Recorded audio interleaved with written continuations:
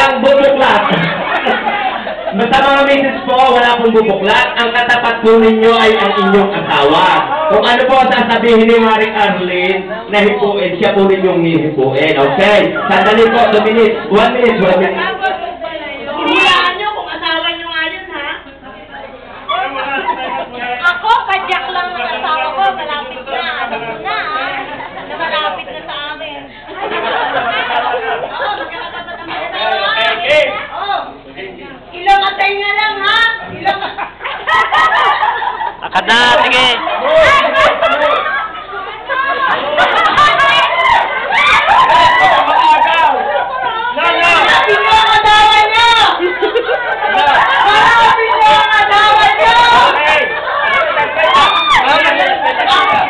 Pag po kayo nakatapat na sa inyo, hanapin ninyo inyong asawa.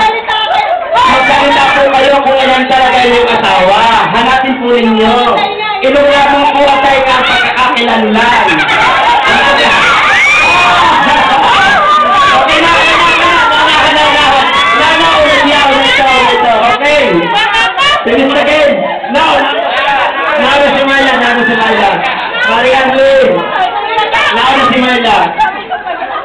Okay. Nauna si Myla, kilala. Amoy na amoy, hipo pala ang ramdam na ramdam. Nauna si Myla. Si Myla ang nauna, pinakauna. Okay, Marie Arlene.